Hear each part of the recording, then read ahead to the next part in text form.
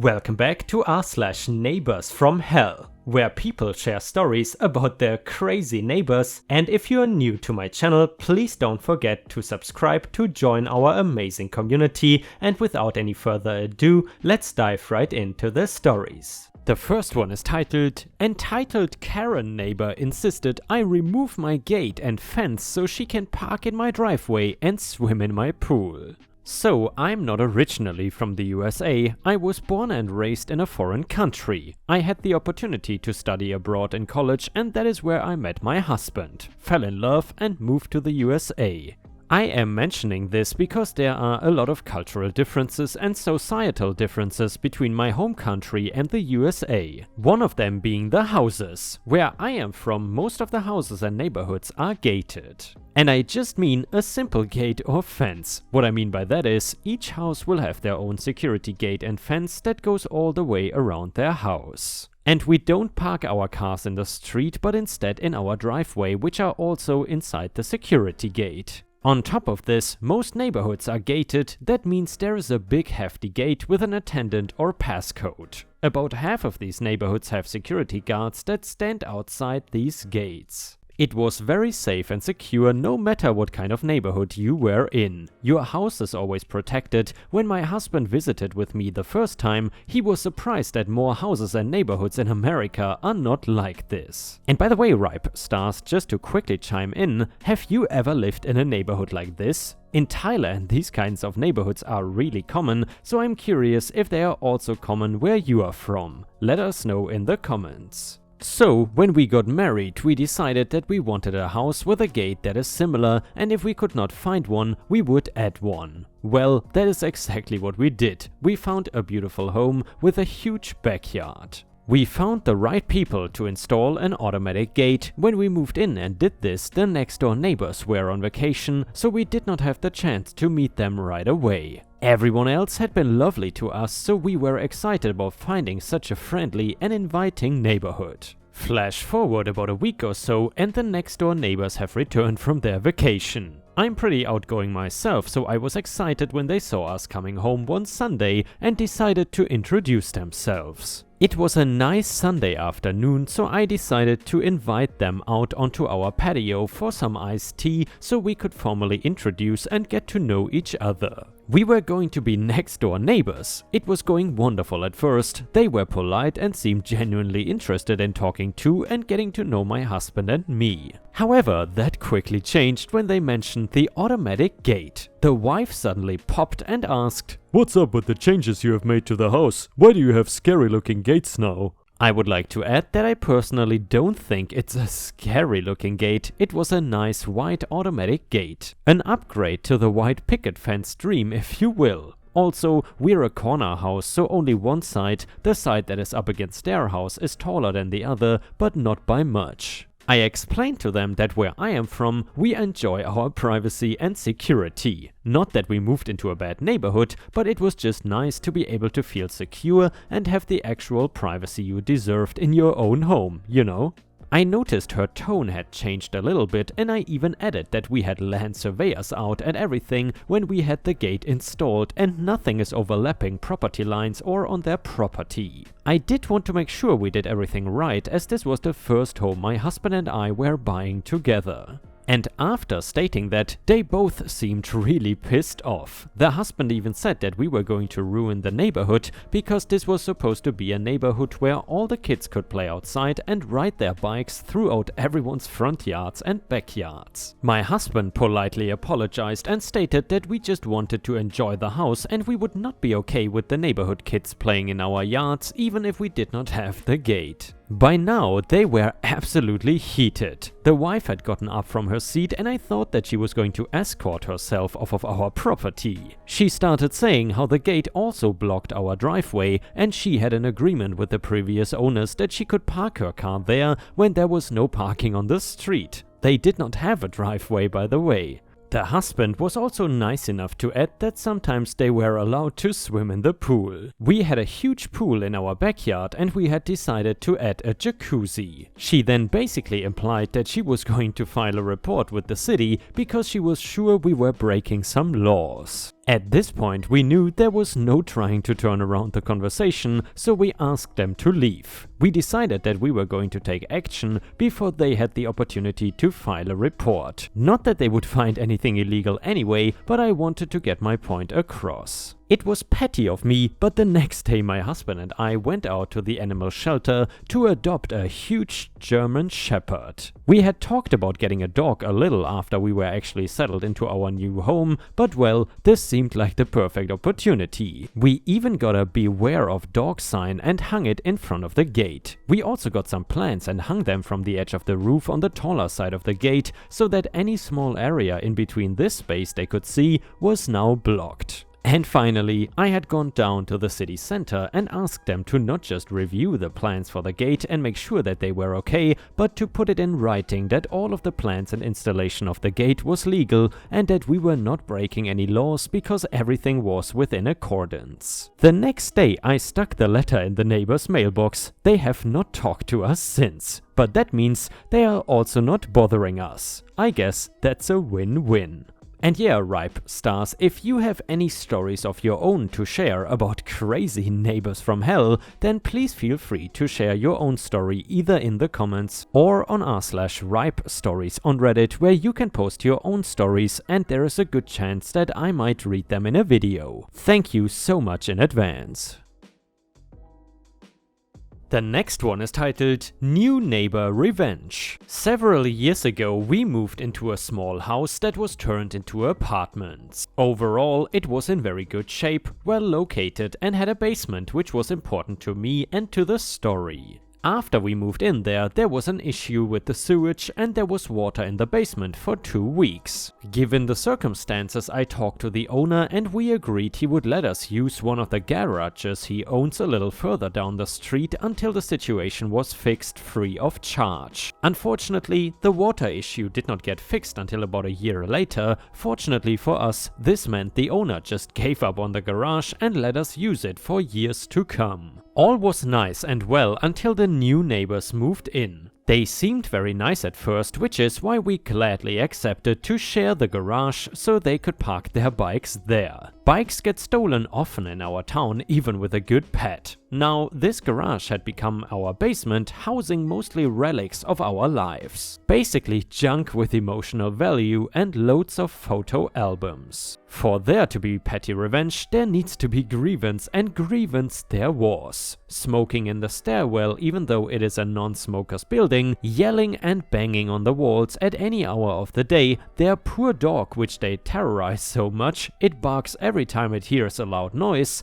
Taken individually, none of these would be a problem, but they have won the bad neighbor bingo. About a month after our lovely neighbors moved in, one of them knocked on my door, drunk as hell, telling an incomprehensible tale that went from "Someone broke into the garage" to "You know it happened to everyone to have a breakdown. You can't tell me what happened. Why'd you make such a mess in the garage?" A quick inspection of the garage, where all my life was spilled out on the floor, between what used to be a whiskey bottle of the neighbor's favorite brand and some butts of his cigarettes, and his absurd story of a break-in quickly made me understand. The man got drunk, rummaged through my stuff and ended up having the breakdown he accused me of. The next day I cleaned out the garage, moved my stuff back to the now dry basement and called the owner. I told him that the new neighbors were using the garage and would be willing to take over the rent that I've been paying all that time. He got the hint and since then they've been paying $100 per month just to put their bikes away.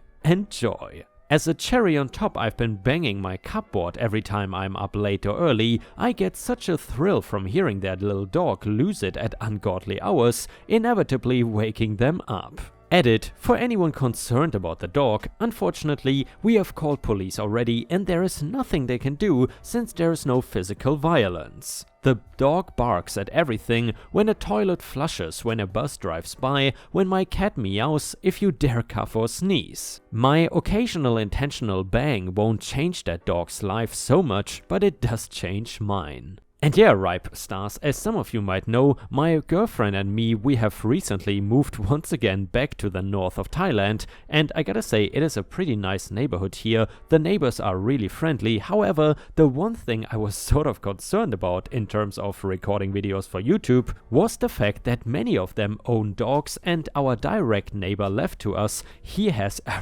really huge dog. Thankfully, it seems that dog only really barks at strangers that come around, like the postman or delivery drivers or something, so all in all, that dog is just a huge cute fluff ball, and thankfully, he does have no impact on my recordings.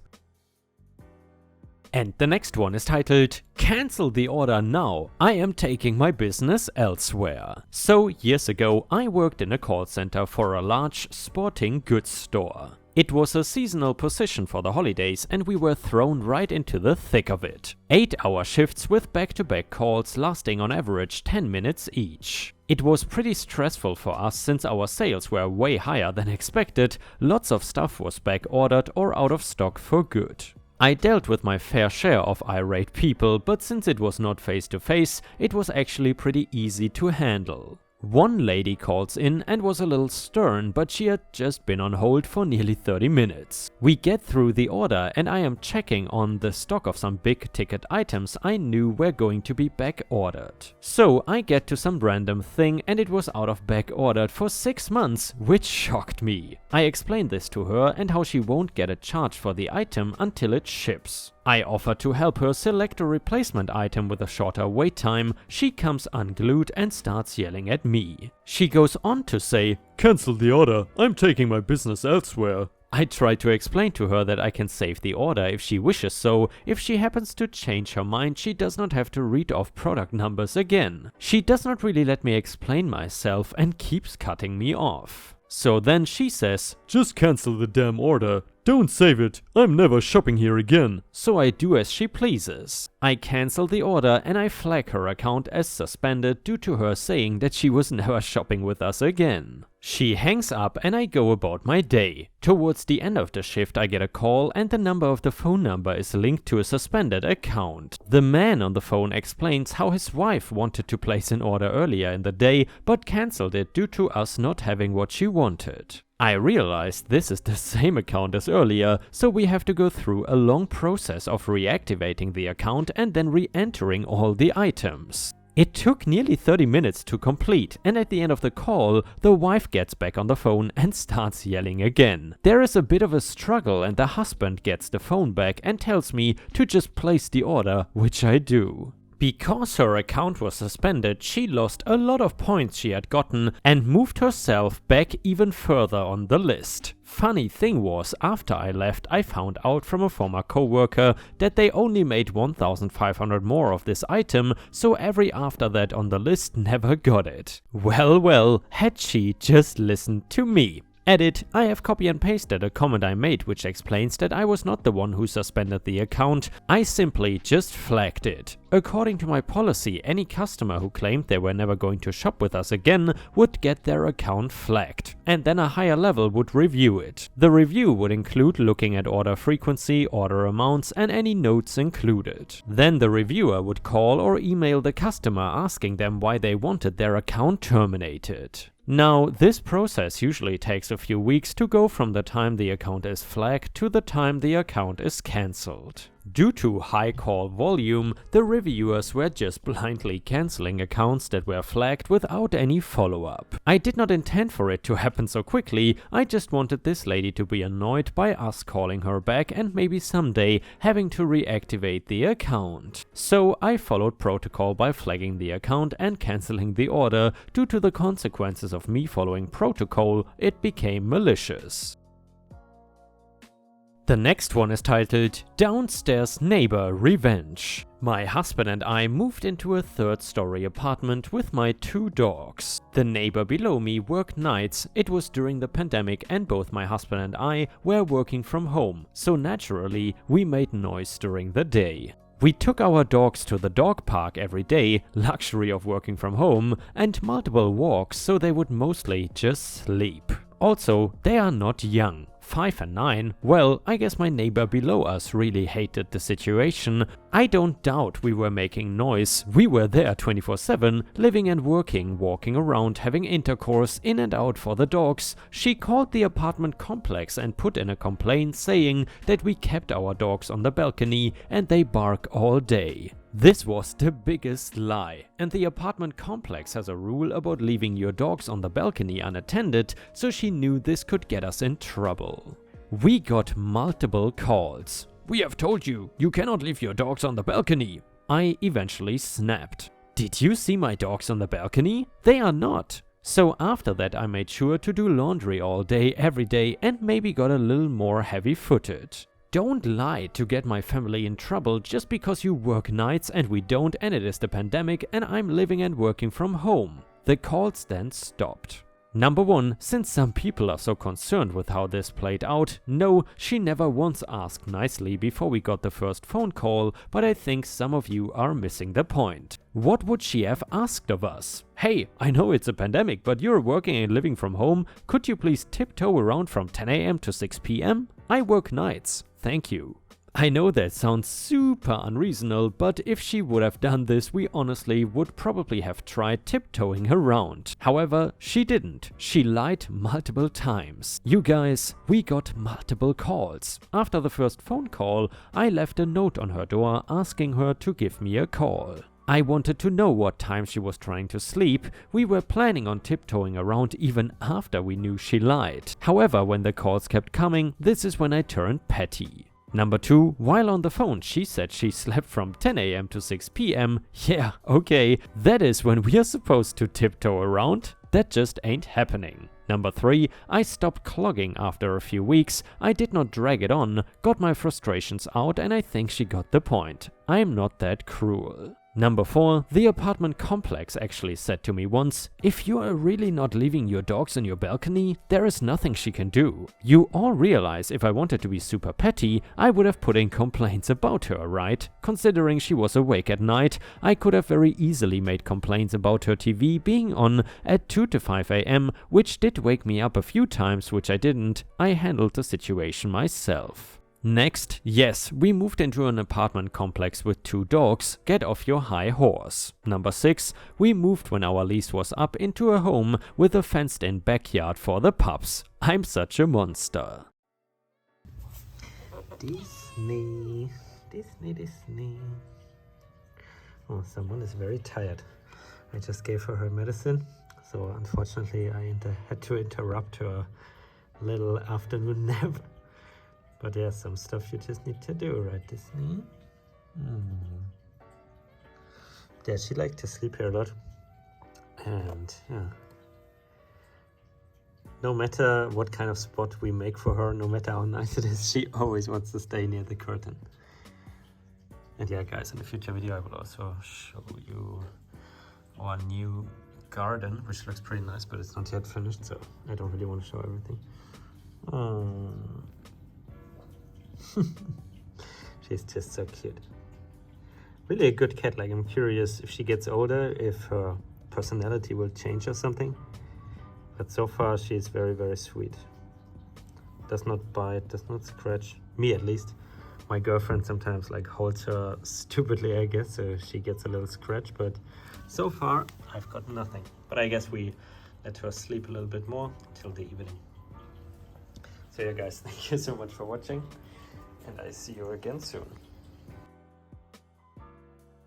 And ripe stars, with this we have reached the end of the video. However, if you still cannot get enough of my content, then I would highly suggest to check out my endless binge watch playlist, which will soon show up in the left corner of the screen. In addition, I would really appreciate it if you could not only subscribe to the channel, but also turn on the bell notifications, which you can do by clicking on the little bell icon right next to the subscribe button. This will help my channel tremendously, and this will make sure that you don't miss any of my videos. Furthermore, if you want to see additional ripe content that I don't post on YouTube, then I would suggest to head on over to patreon.com/ripeyoutube for more than 50 50 exclusive videos that you will not see anywhere else. Thank you so much for your amazing daily support, and I hope to see you again tomorrow.